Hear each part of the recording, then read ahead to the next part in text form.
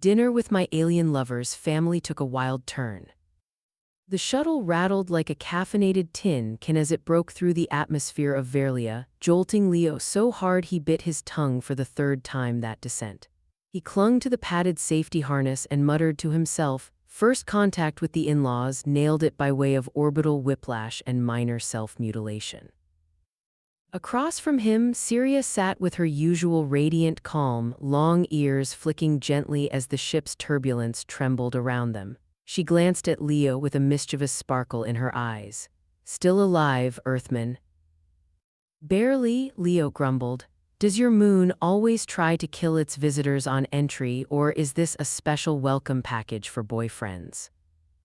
Syria chuckled, the sound light and lyrical. "You should have seen the last guy, cracked 3 ribs and cried the entire visit." Leo blinked. There was a last guy. "Focus on your breathing, darling," she said, smiling sweetly, "not your existential insecurity." Moments later, the shuttle stabilizers kicked in with a low hum, and the view through the panoramic window cleared. Verlia unfolded beneath them, a moon made of light and glass and something that shimmered like sentient snow.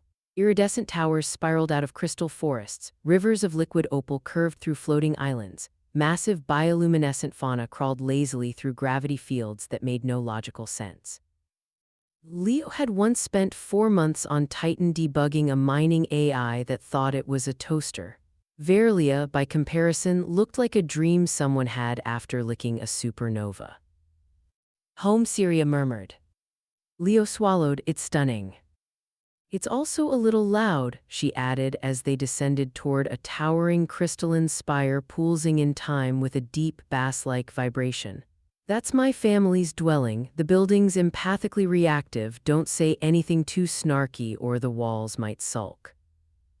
"I once got kicked out of a smart house in Oslo for making fun of its feng shui," Leo muttered, "so this should go great." When they touched down, a bridge unfolded from the landing pad with a series of harmonic chimes. The very air smelled like mint, ozone, and something vaguely resembling birthday cake. Syria led the way, her long dark hair catching flecks of prismatic light while Leo stumbled behind like a nervous puppy at a space opera. The first to greet them was a woman who looked like Syria might be if she aged like fine stardust, regal, tall, and glowing faintly at the fingertips. Her ears were long and curved back like stylized crescent moons, her eyes a soft lavender that seemed to blink twice in one motion. She stepped forward and opened her arms in what Leo hoped was a gesture of welcome. "So this is the Leo, the Earthling, the caffeinated one." Guilty as charged," he replied, offering a handshake.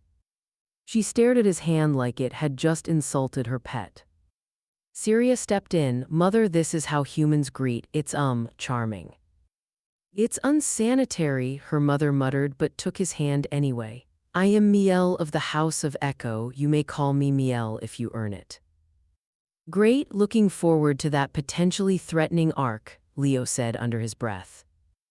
Inside, the dwelling was alive, not metaphorically, literally. The walls rippled with faint emotion, the halls shifted gently to accommodate their steps, and at one point a chair sighed in what Leo swore was mild disapproval as he sat down. A cousin greeted him next, young, sharp-eyed, and clearly a telepath. She grinned wickedly and sent an unsolicited mental image of 2 aliens performing something that could only be described as advanced cuddle combat. Leo blinked, then blinked again. Okay." Syria leaned over. "That's Thea, she does that, it means she likes you." "I'd hate to see what she does to people she dislikes." The tour continued, living tapestries that whispered old family stories, a chandelier made of preserved lightning, and a garden that grew memories as fruit, actual edible memories. Leo tried one and spent 5 minutes sobbing over the scent of a grandmother he'd never met. Dinner was a cacophony of scent, sound, and psychic impressions. The food shimmered, rearranged itself on the plate, and one dish tried to crawl away before being roasted by a hovering orb named Clarence. Clarence later adopted Leo as its soft-bodied pet. Syria said that meant it liked him. Leo suspected it was plotting to wear his skin as a disguise. Between mouthfuls of what tasted like nostalgia wrapped in spice, the conversation turned. Miel tilted her head, ears flicking in thought. So, what are your intentions with my daughter? Leo choked on his drink, respectful ones. The table laughed in harmonic sync. A great uncle emitted a gurgling that translated into "he'll do." But the mood shifted subtly when a distant gong echoed through the halls. The walls tensed, the air buzzed. "Time," someone whispered. Syria's hand found Leo's under the table. Her grip was warm, but her eyes were troubled. "There's something I need to tell you," she said softly, "about why I really brought you here." Leo straightened, feeling a chill that had nothing to do with the temperature. "Am I in trouble?" She hesitated. "No, but the galaxy might be." Above them, the chandelier hummed, the house trembled slightly, and somewhere in the distance, the stars held their breath. Leo had faced many disorienting experiences in his life. Accidentally launching his own shoe into orbit during a zero-G mishap, getting trapped overnight in a Mars rover with a disgruntled AI that only spoke Latin, and once mistaking a sentient cactus for a customs officer on Ganymede. But nothing compared to being dragged by vines of hard light into the center of a sentient room while his alien girlfriend calmly sipped luminous tea outside. It started simply enough. He'd been wandering, exploring, trying to find a bathroom that didn't require telepathic permission. One corridor, more luminous than the rest, seemed to shimmer with curiosity. It tugged at him, not physically but with a subtle suggestion, like a dream nudging him awake. Naturally, Leo followed it. The moment he stepped inside, the floor blinked. Yes, blinked. Suddenly the room reconfigured itself into a perfect sphere, walls glowing with swirling symbols. A low vibration filled the air like a choir humming underwater, and then vines of energy, neon bright and soft as feathers, reached out and looped gently around his wrists. Leo froze. "Okay, this is fine. Everything is totally fine. This is probably some kind of Velian meditation room or spa, a weird, aggressively hands-on spa." The room didn't agree. With a sound like a cord being plucked from the fabric of reality, Leo's consciousness was yanked into a vision. He floated above a battlefield suspended in the void of space, thousands of ships shaped like spirals and wings locked in a frozen tableau. Alien warriors shimmered in and out of existence like static, their faces contorted in rage or grief, and below them all a glowing humanoid figure stood on a crystalline bridge. Leo, or someone wearing his face. A voice, immense and ancient, thundered around him. "The Starbridge Walker shall awaken the sleeper of roots and end the fire of the 100 suns. He shall walk the path of peace or shatter it." Then silence, except for a tiny, tiny voice echoing in his mind. "Would you like to see this prophecy again in slow motion?" Leo blinked. "No thank you, disembodied prophetic narrator." Reality slammed back into place like a clumsy stage hand. The vines unwrapped themselves, the room let out what he swore was a disappointed sigh, and he collapsed to the floor just as Syria rushed in. "You found the vision chamber?" she exclaimed. "You weren't supposed to find that for another 2 days minimum. I was going to give you snacks first." Leo sat up, eyes wide. "You knew this place had a prophecy room. You didn't think that maybe deserved a warning, like, 'Oh, by the way, honey, try not to touch the glowing room that might trigger a cosmic identity crisis.'" Syria winced. "In my defense, I did try to stop you. You're very bad at spatial hints." Before Leo could launch into a rant about spatial boundaries and architectural consent, the room opened again, literally. A wall peeled back like paper and 3 individuals entered, a tall elder with skin like rippling obsidian glass, a shimmering red figure that might have been made of semi-sentient gas, and somehow a cat. A normal, smug-looking earth cat. The tall one spoke, voice vibrating at the base of Leo's spine. "He has seen it. The outsider is among us." The gas entity wobbled, releasing a puff of lemon mist that might have been approval. The cat yawned. Leo raised a hand. "Hi, quick question. What exactly am I among you for?" They responded in synchronized voices, each tone layered over the others like some alien barbershop quartet of destiny. "You are the fulcrum, the last link, the bringer of stillness or storm." Leo looked at Syria. "Why does everyone talk like they're writing fortune cookies on the side of black holes?" Syria gave him a sheepish smile. "They're priests, it's part of the aesthetic." The High Council, as they called themselves, insisted on explaining over a holographic projection of swirling galaxies that Leo matched the genetic profile described in ancient Velian prophecy. Not exactly him per se, but his unique combination of Earthbound DNA, accidental exposure to tachyon radiation during a lab incident involving a microwave, and emotional resonance with Syria. This last bit made the gas entity let out a squeaky cloud of pink and whisper, "Oh." "So," Leo said, summing up, "because I kissed the right alien and zapped myself in a poorly shielded toaster accident, I'm now Space Messiah." The cat blinked at him twice. "Essentially," it said telepathically before leaping off the desk. Leo screamed just a little. The rest of the day was a blur. The palace began subtly shifting in tone. The walls hummed slightly different chords when he walked past, furniture adjusted itself with almost respectful hesitation, and even the food started arranging itself in more symmetrical patterns on his plate. Clarence, the orbital orb, followed him again, beeping softly in reverence and occasionally attempting to scan his brain waves while humming lullabies. Syria tried to explain more over dinner, but every few sentences were interrupted by various family members dropping by to leave cryptic gifts. A ceremonial spoon, a slab of star glass that pulsed in his hand, a hat. "Is this a crown?" Leo asked, holding the headgear which looked like a mushroom made of molten ice. "It's preemptive," Syria admitted. "Just ignore them, it's how they process apocalyptic responsibility." Leo stared at the spoon. "This is how I process apocalyptic responsibility, one awkward utensil at a time." As night fell and the bioluminescent moons of Valia rose, Leo sat on the floating balcony with Syria, watching the stars swirl in patterns he didn't recognize. "You're not mad," he asked, "that I didn't take it well?" She nudged his shoulder. "I wouldn't trust you if you did." They sat together in silence, the sky alive around them. Somewhere in the palace, the vision chamber pulsed once more, and deep beneath the city, something ancient stirred, and waited. Leo awoke the next morning with a floating orb softly projecting the Valian daily harmonics report directly into his eyeballs.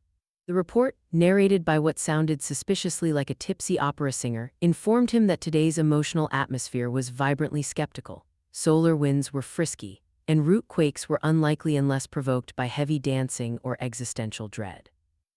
He blinked groggily and waved Clarence away. "I miss when alarm clocks just screamed at you with beeps," he muttered. Clarence chirped something hurt and pirouetted toward the door in melodramatic orbit. Syria was already dressed in a flowing robe that shimmered between colors Leo didn't have names for. Her ears twitched when she saw him stagger in, hair sticking up in chaotic orbits of its own. "Sleep well, fulcrum of destiny." "I dreamt I was being hunted by sentient bathrobes chanting my name," Leo grunted. "Pretty sure one of them was your aunt." "That's just the subconscious preparing for family brunch." She wasn't kidding. The family's central gathering chamber had morphed again, its ceilings now arched with vines made of actual stardust and the long table arranged in concentric rings. Everyone from the night before was present, including the cat, which had now acquired a tiny throne and a jeweled collar that blinked Morse code insults. At the center of the table was a steaming dish of something that looked suspiciously like a glowing jellyfish doing yoga. Leo was urged to eat first, always a bad sign. He poked it cautiously with a fork. It sang in response, something in D minor. "It's the dish of recognition," Syria whispered. "If it harmonizes with your inner resonance, it means you're truly the one, and if it doesn't, then you develop mild bioluminescent hiccups for 48 hours. Leo took a bite. A wave of sound burst from the dish, notes spiraling up the walls, harmonizing with the chamber's architecture. The walls blushed, the ceiling chimed, the dish giggled. "Well," said Miel, eyebrow arching, "that answers that." Leo wiped glowing jelly from his chin and muttered, "Wonderful, I've impressed the breakfast." But before anyone could break into ceremonial applause or song, which several of Syria's cousins were clearly winding up for, a loud tremor rippled through the chamber. Plates rattled, gravity hiccuped, and a fissure of light cracked open in the air above the table. From the rift emerged a figure cloaked in black iridescent robes, their face obscured by a shifting mask of stars. The room gasped as one. "Ah," Syria muttered, "here we go, it's the dramatic interloper phase." The figure floated down, their voice a smooth cascade of multilingual whispers. "I am the warden of the root sleep, I come with warning." Leo raised a hand. "Any chance the warning comes with a pamphlet, maybe a diagram?" The warden ignored him. "The fulcrum has been revealed, the prophecy accelerates. But know this, beneath the surface of Valia the sleeper stirs, its dreams become fractures. If the fulcrum is not prepared, it will awaken unbalanced." Leo leaned toward Syria. "Define sleeper, preferably in small words with illustrations." She winced. "The sleeper is a biological consciousness, planet-scale, ancient, bound under Valia during the Fracture War, very cranky." "Of course it is," Leo sighed. "So the moon has a mood swing monster buried inside it, and I'm the cosmic alarm clock." "Technically more like the snooze button, but yes." The warden's mask rippled with unseen expressions. "Training must begin today." Leo's eyebrows hit escape velocity. "Training? Wait, hold on, I've only been fulcruming for like 12 hours. Can I get a manual, a warm-up exercise, maybe a mystical protein shake?" Syria took his hand. "You won't be alone, I'll train with you." The warden made a sound like 1,000 sighs compressed into one. "Love clouds judgment." Leo grinned. "Then I'm basically a hurricane." Training began in what could only be described as an extra-dimensional pocket folded into the underside of the moon, a fractal chamber that adjusted its physics according to emotional state, which meant the floor turned into liquid anxiety the moment Leo stepped in. First exercise, telekinetic harmonization. It involved Leo attempting to lift a series of spinning orbs by focusing his intent while chanting his full name backward. He managed to levitate 3 briefly before sneezing and launching them into the side of the chamber. They exploded in a shower of rainbow dust and passive-aggressive commentary. Second exercise, resonance combat. This meant synchronizing with a sparring partner's psychic frequency while avoiding being disintegrated by misaligned sound. Syria and Leo took turns zapping each other with light pulses. She was graceful, he looked like a man fighting invisible bees. "Try centering your mind," she coached. "Think of a calm, stable core." Leo shut his eyes. "Okay, grilled cheese sandwiches, the smell of new Starship manuals, your laugh." Syria paused. "That's oddly sweet." The warden sniffed. "I preferred the bees."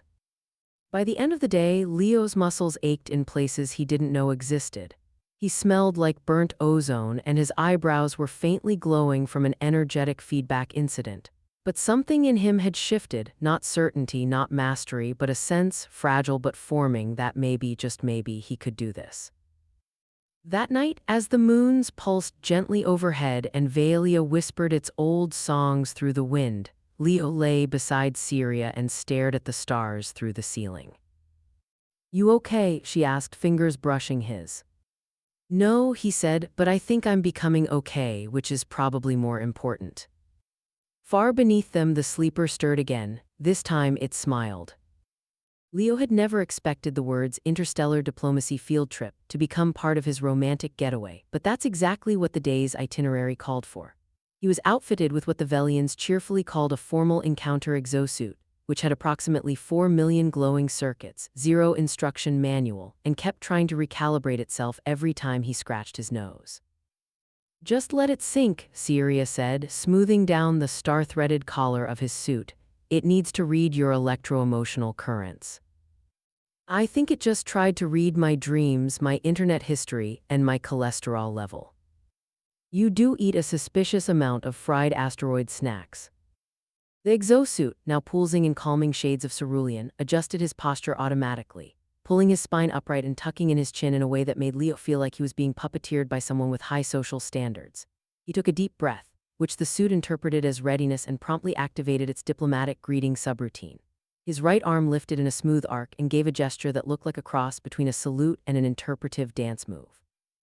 I didn't do that, Leo muttered. It just waved at the wall.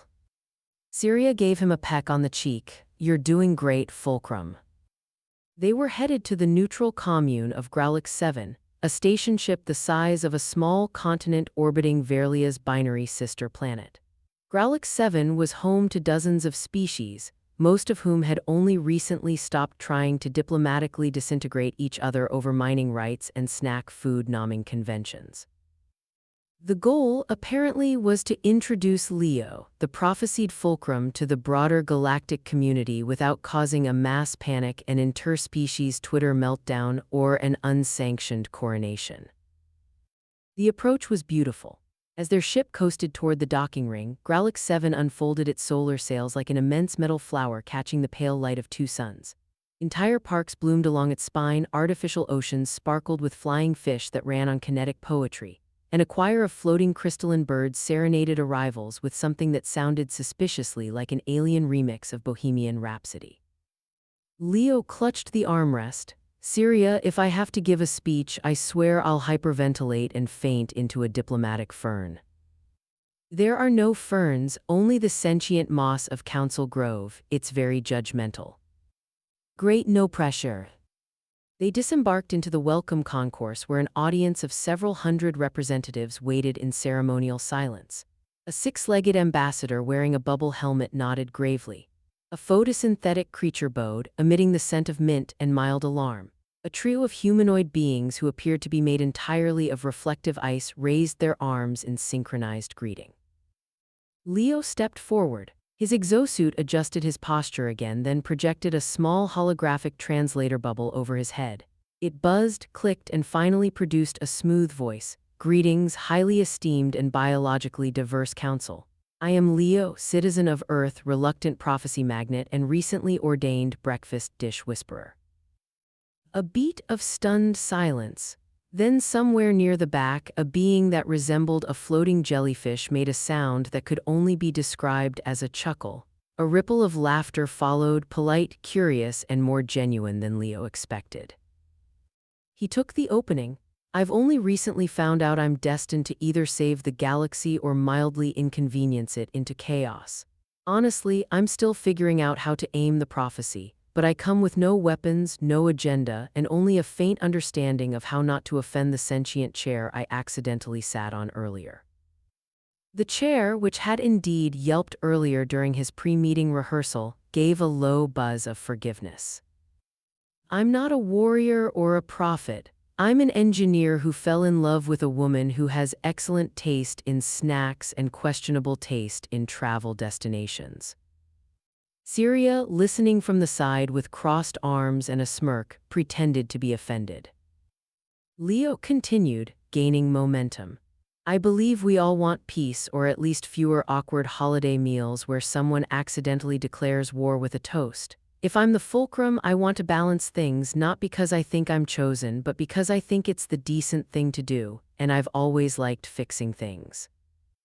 The chamber was silent again, but it felt like the kind of silence that listens. A slow, synchronized nod began with the six-legged ambassador, rippling outward through the delegates.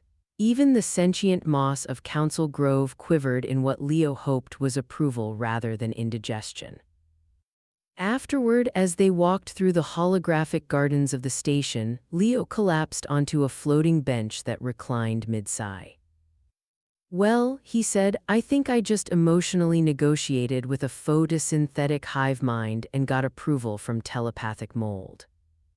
You didn't faint, Syria said, leaning into his shoulder. Not once. Though I did consider pretending to choke to buy time. She kissed his temple. You're getting better at this. I still don't know how to control the energy vines or summon light from my fingernails. That's advanced coursework. For now, just keep being the kind of guy who makes the galaxy laugh at itself. They stayed there for a while, the station rotating gently around them, stars spilling like glitter across the dome above. Below their feet, Verlia shimmered with gentle pulses, its mood calm for now. But in the quiet of its crystal core, the sleeper had heard the speech too, and it was beginning to dream in words. The sky above Verlia cracked open in bands of living color, ribbons of energy folding in upon themselves like the breath of a sleeping god. From the central peak of the moon's crystal core, a sound deeper than music rose through the layers of stone, metal, and memory. It was not loud, it was vast. A voice that had once stirred oceans and silenced wars was waking. Leo stood at the heart of the resonant spire, the sacred column of thought stone that connected Verlia's living consciousness. To the minds of her people, the chamber hummed around him, a cathedral of impossible geometry built from echoes and decisions. The sleeper was stirring. The final test had arrived. "Okay," he whispered, taking a deep breath. "Giant planetary psyche coming online, no biggie, just a quick chat with the ancient being tied to galactic fate, should be done before lunch." Behind him, Syria adjusted the crystalline brace wrapped around his forearm, a tool that translated emotion into harmonic language. Her hands were steady, but her long ears flicked with worry. "Remember what the warden said, if the sleeper doesn't find balance in you, it will awaken in chaos. The war it ended centuries ago could ignite again with you as its match." Great pep talk.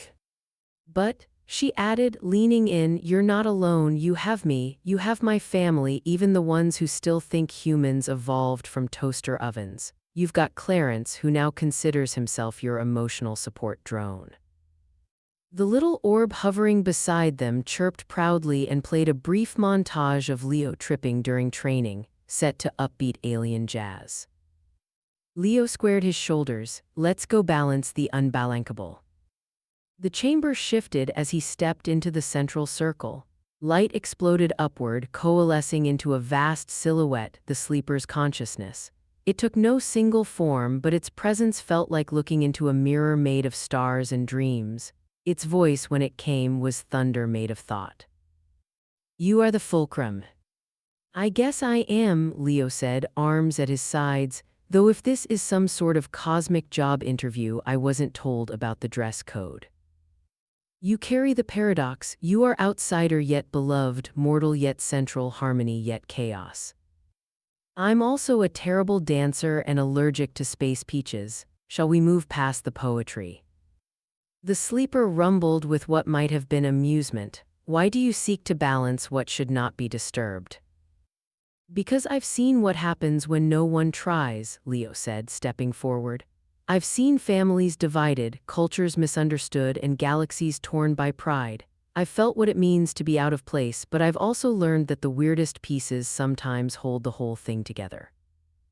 He raised his arm, the brace lit up, casting his pulse into sound. Harmonics rippled across the chamber, matching the sleeper's internal rhythm for one brief moment. "You don't need a savior," Leo said, voice steady. "You need someone stubborn enough to sit every angry species down and say, no one gets dessert until we fix this." There was a long, vast pause. "You are absurd." "Thank you." "You are flawed." "Absolutely." "And you are accepted." Light cascaded through the chamber, refracting into billions of shards that carried Leo's laughter and memories out across the moon. The sleeper's consciousness folded inward, content. Sleep returned, not in exile but in peace. Outside the spire, the landscape shimmered. Valia's surface pulsed once, gently like a satisfied sigh. A week later, Leo stood on the veranda of Syria's family estate, sipping a beverage that he'd been assured would not alter his DNA much. Across the crystalline lawn, Uncle Dree and Cousin Zia were debating the merits of ancient Terran television, having become deeply invested in 1990s sitcoms. "So," Syria said, sliding beside him, "you stopped a war, soothed a planetary being, and survived brunch with my great-uncle who thinks sarcasm is a virus. What's next?" "I was thinking," Leo said, a nap followed by a long, emotionally detached relationship with a sun lounger. "Good plan, though my mother wants to invite you to the annual spiral dance of renewal." "Absolutely not. She says there's a tradition where the fulcrum is expected to sing the opening ballad." Leo stared at her. "I'd rather face the sleeper again." They laughed long and loud, the kind of laugh that carried not just joy but relief. Later, as stars wheeled across the sky and Veolia shimmered in rhythm with its people's dreams, Leo looked upward. He had come here expecting awkward dinners and polite panic. He had found love, purpose, and a role in something larger than himself, not because he was chosen, but because he chose to show up again and again with trembling hands, awkward jokes, and a heart that refused to give up. He wasn't a savior. He was an engineer, a partner, a bridge, and for the first time in his life, he felt like he truly belonged to a world, a people, and a love that stretched across the stars.